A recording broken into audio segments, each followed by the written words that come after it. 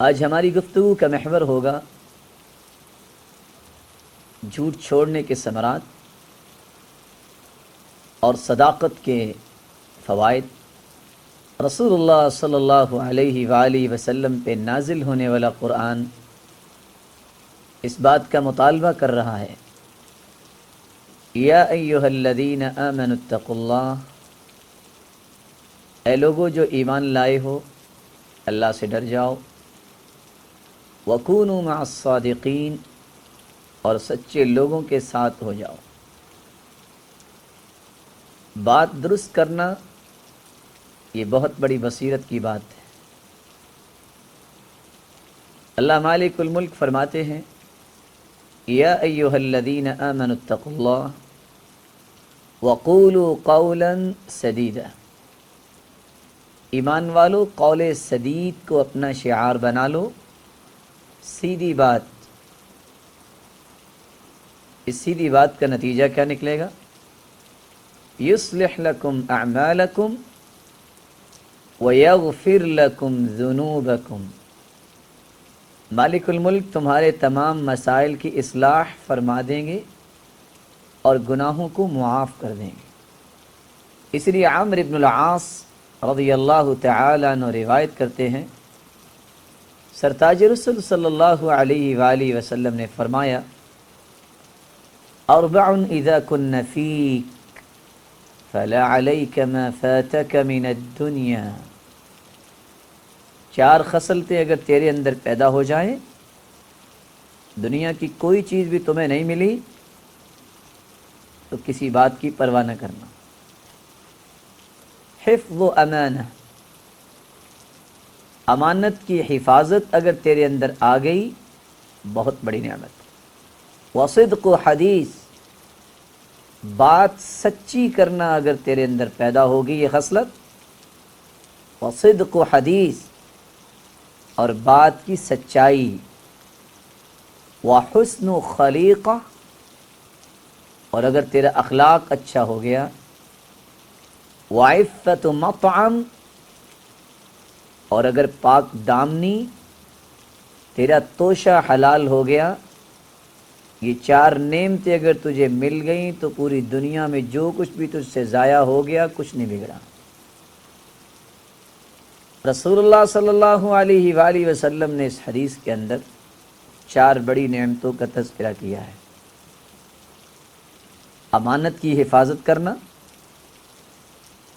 بات سچی کرنا، اچھا اخلاق اپنانا، اور توشہ حلال کر لینا، یہ چار نعمتیں جس کو مل جائیں یہ شخص کامیابی کی زندگی گزارتا ہے۔ بلکہ سعد رضی اللہ تعالیٰ عنہ نے جب سوال کیا تھا، یا رسول اللہ صلی اللہ علیہ وسلم ادعو اللہ ان اکون مستجاب الدعوات، میرے لیے دعا کیجئے کہ میں مستجاب الدعوات بن جاؤں، تو آپ نے ایک ہی جواب دیا تھا، اطب مطعمک، اپنے کھانے کو حلال کر لو تو مستجاب الدعوات بن جاؤ گے۔ دنیا کے اندر پرواز کرنے کے لیے انسان کو دو پروں کی ضرورت ہے، صدق المقال، اکل الحلال، زبان کی سچائی اور حلال توشہ جس کو نصیب ہو جائے وہ دنیا میں بھی پروازیں کرتا ہے اور قیامت کے دن بھی جنت الفردوس کی پروازیں اس کو نصیب ہو جائیں گی۔ سرتاج رسول صلی اللہ علیہ وآلہ وسلم نے فرمایا تھا، من طلب اللہ بالصدق اعطاہ اللہ مرآتا یبصر فیہا الحق والباطل، صدق نیت کے ساتھ، صدق مقال کے ساتھ اور صدق عمل کے ساتھ جو اللہ مالک الملک سے طلب کرتا ہے، ہدایت مانگتا ہے، اس صداقت کی وجہ سے مالک الملک اسے ایک ایسا آئینہ نصیب کر دیتے ہیں جس آئینے کی روشنی میں وہ حق و باطل میں تمیز کر سکتا ہے۔ تو سچائی یہ انسان کو حق و باطل کی تمیز کروا دیتی ہے۔ رسول اللہ صلی اللہ علیہ وآلہ وسلم نے اس لیے صحابہ کرام رضوان اللہ تعالی علیہم اجمعین کو یہ کہہ کر نوید سنائی تھی، انا زعیم ببیت فی ربض الجنہ من ترک المراء وان کان محقا، جو سچا ہونے کے باوجود جھگڑا چھوڑ دے میں ضمانت دیتا ہوں کہ اس کو جنت میں گھر ملے گا۔ وببیت فی وسط الجنہ لمن ترکہ الكذب، وببیت فی وسط الجنہ من ترک الكذب وان کان مازحا، جنت کے درمیان اس کو میں گھر لے کے دوں گا جو جھوٹ کو چھوڑ دیتا ہے، خواہ وہ مزاح کرتے ہوئے جھوٹ چھوڑتا ہے۔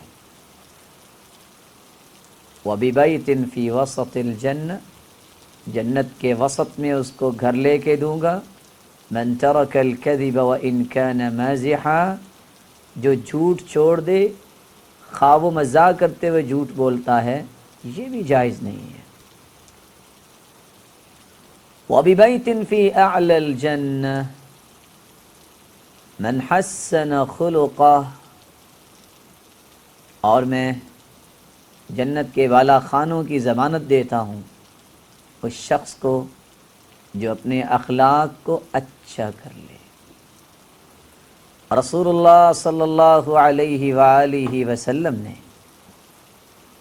امت اسلامیہ کو سچائی کا لبادہ اوڑھنے کا حکم دیا اور فرمایا جو انسان جس کے پاس کوئی چیز نہیں ہے اور اس چیز کا وہ دعویٰ کر دے کہ میں اس چیز کا حامل ہوں، تو وہ ایسا انسان ہے کلابس ثوبی زور، جیسے اس نے جھوٹا لباس پہنا ہوا ہے۔ رسول اللہ صلی اللہ علیہ وآلہ وسلم نے امت کو اس بات کی بھی خبر دی۔ ابو امامہ رضی اللہ تعالی عنہ سے مروی ہے، لوگوں اکفلوا لی بست اکفل لکم بالجنہ، 6 چیزوں کی ضمانت مجھے دے دو، میں تمہیں جنت کی ضمانت دیتا ہوں۔ اور دوسری روایت میں آتا ہے تقبلوا الی بست اتقبل لکم بالجنہ، 6 چیزیں تم قبول کر لو جو میں بیان کرنے لگا ہوں، جنت کی ضمانت تمہیں دیتا ہوں، تم جنت کو اس کے بدلے قبول کر لینا۔ اذا حدث احدکم فلا یکذب، جب تم میں سے کوئی شخص بات کرے تو جھوٹ نہ بولے، جب گفتگو کرے سیدھی بات کرے، بات میں کوئی جول نہیں ہونا چاہیے، کسی مسلمان کو دھوکہ دینے کی کوشش نہ کرے، غلط بیانی کی کوشش نہ کرے، بات درست ہو، سچی ہو، حقیقت کے موافق ہو، تو قیامت کے دن میں تمہیں جنت کی ضمانت دیتا ہوں۔ اذا حدث احدکم فلا یکذب، جھوٹ نہ بولے جب وہ بات کرے۔ وَإِذَا اؤْتُمِنَ فَلَا يَخُنْ، اگر اس کے پاس امانت رکھی گئی ہے تو خیانت نہ کرے، کیونکہ خیانت انسان کو دنیا میں بھی آزمائش سے دوچار کر دیتی ہے۔ رسول اللہ صلی اللہ علیہ وآلہ وسلم تو فرماتے ہیں الخازن الامین الصدوق، وہ انسان جو خازن ہے، اکاؤنٹنٹ ہے، امانت دار ہے، سچا ہے، یدفع ما امر به طیبۃ بها نفسه، احد المتصدقین، اس کا اپنا مال تو نہیں ہوتا، اپنے ذمہ دار کے آرڈر کی روشنی میں وہ خوش دلی سے، خوشی کے ساتھ موفراً کاملاً پورا پورا ادا کر دیتا ہے۔ اس کی ذمہ داری ہے کہ اس نے جو مال اس کے پاس پہنچا، جہاں اس کو حکم دیا جائے وہاں پہنچانا ہے، لیکن پہنچاتے وقت دو چیزوں کا اگر وہ خیال رکھتا ہے، امانت داری کہ وہ پورا پورا دے، طیبتم بیہا نفسو، اور دل کی خوشی سے دے۔ اور بات بھی سمجھنے والی ہے، اس کا اپنا تو مال ہے ہی نہیں کہ وہ منہ بنائے، ان دو چیزوں کو سامنے رکھتے ہوئے وہ مال پیش کر دیتا ہے۔ اگر 50 لاکھ اس کے ہاتھ سے استعمال ہوا ہے تو قیامت کے دن 25 لاکھ تو اللہ مالک الملک اس کے نامہ اعمال میں صدقہ بنا کے لکھتے ہیں۔ رسول اللہ صلی اللہ علیہ وآلہ وسلم نے فرمایا، اکفلوا لی بست اکفل لکم بالجنہ، لوگوں 6 چیزوں کی ضمانت تم مجھے دے دو، میں تمہیں جنت کی ضمانت دیتا ہوں۔ اذا حدث احدکم فلا یکذب، جب تم میں سے کوئی بات کرے تو جھوٹ نہ بولے۔ وَإِذَا اؤْتُمِنَ فَلَا يَخُنْ، اگر امانت رکھی جائے اس میں خیانت نہ کرے۔ وَإِذَا وَعَدَ فَلَا يُخْلِفْ، اور اگر اس نے وعدہ کیا ہے تو وعدہ خلافی نہ کرے۔ وَغُضُّوا أَبْصَارَكُمْ، اپنی نظروں کو جھکا کے رکھو۔ وَكُفُّوا أَيْدِيَكُمْ، اور اپنے ہاتھوں کو ظلم و زیادتی سے بچا کے رکھو۔ وَاحْفَظُوا فُرُوجَكُمْ، اور اپنی شرمگاہوں کی حفاظت کر لو۔ بات ہو تو سچی، امانت رکھی جائے تو خیانت نہ کی جائے، وعدہ کرو تو اس کو نبھاؤ، اور اپنی نظروں کو جھکا کے رکھو۔ رسول اللہ صلی اللہ علیہ وآلہ وسلم نے اس حدیث میں اخلاقیات کی بنیادوں کا تذکرہ کر دیا ہے کہ ایک انسان امانت دار بھی ہو، وعدے کا پابند بھی ہو، اور صدق کے عمل اس کی فراست اور بصیرت کی دلیل بھی ہو، اور پھر وہ باحیا بھی ہو کہ وہ نظریں جھکا کے چلنے والا ہو۔ رسول اللہ صلی اللہ علیہ وآلہ وسلم نے صحابہ کرام سے فرمایا کہ تم راستوں میں کھڑے ہوتے ہو، بیٹھتے ہو، یہ نہ بیٹھا کرو۔ صحابی نے سوال کر دیا، اللہ کے رسول صلی اللہ علیہ وآلہ وسلم، کوئی ضروری کام کی غرض سے ہم بات چیت کرتے ہیں۔ فرمایا اگر تم بات چیت کرنے کے لیے بیٹھنا ہی چاہتے ہو فَأَعْطُوا الطَّرِيقَ حَقَّهُ، تو پھر راستے کا حق ادا کر دیے گا۔ قیل وما حق الطریق، سوال کیا گیا کہ راستے کا حق کیا ہے؟ فرمایا غض البصر ورد السلام وکف الاذى والامر بالمعروف والنہی عن المنکر۔ راستے میں چلو، نظریں جھکا کے چلو۔ راستے میں چلو، کوئی سلام کہتا ہے اس کے سلام کا جواب دو۔ راستے میں چلو، کھڑے ہو، اپنے ہاتھوں کو ظلم و زیادتی سے بچا کے رکھو، اپنی استطاعت کے مطابق اچھے انداز سے نیکی کا حکم دو، اور برائی سے منع کرو۔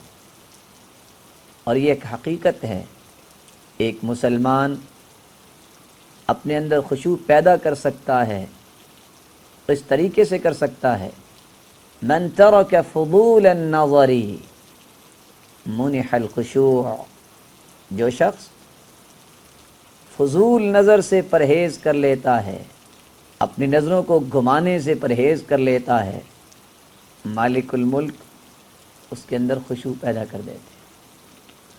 وَمَن تَرَكَ فُضُولَ الطَّعَامِ مُنِحَ لَذَّةُ الْعِبَادَةِ، اور جو فضول کھانوں سے پرہیز کر لیتا ہے، اللہ مالک الملک اس کو عبادت میں لذت نصیب کر دیتا ہے۔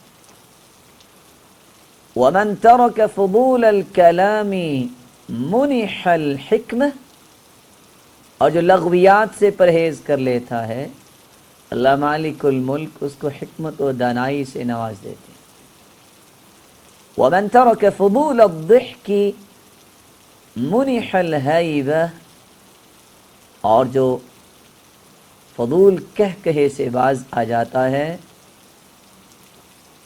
وہ شخص ہیبت سے نواز دیا جاتا ہے۔ غض البصر، نظر کو جھکا کے رکھو۔ غضوا ابصارکم وکفوا ایدیکم، اپنے ہاتھوں کو ظلم و زیادتی سے بچا کے رکھو۔ واحفظوا فروجکم، اور اپنی شرمگاہوں کی حفاظت کرو۔ یہی وجہ ہے بلال رضی اللہ تعالی عنہ، جن کا رنگ تو کالا تھا،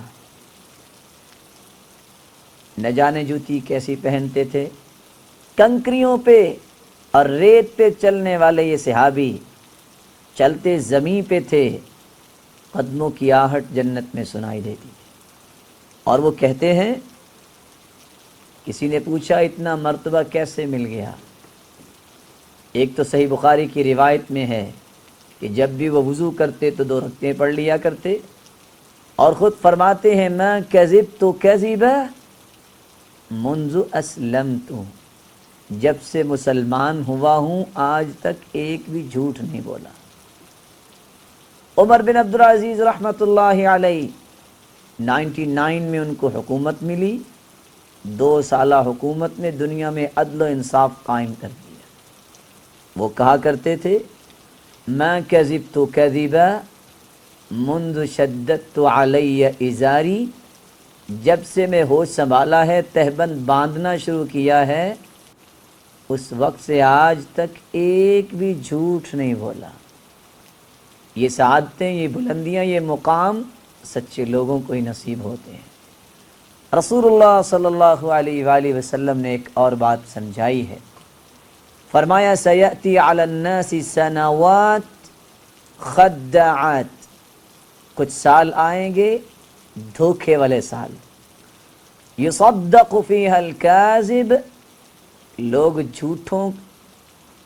جھوٹے آدمی کو سچا کہیں گے، وَيُكَذَّبُ فِيهَا الصَّادِقُ، اور سچے کو جھوٹا کہیں گے، وَيُؤْتَمَنُ فِيهَا الْخَائِنُ، خائن آدمی کو کہیں گے بڑا امانت دار ہے، وَيُخَوَّنُ فِيهَا الْأَمِينُ، اور امین آدمی کو کہیں گے کہ یہ بڑا خائن ہے، وَيَنطِقُ فِيهَا الرُّوَيْبِضَةُ، اور رویبضہ بولے گا، الرجل التافہ الذي يتكلم في امر العامة، قیل وما الرویبضہ، پوچھا گیا یہ رویبضہ کیا ہے؟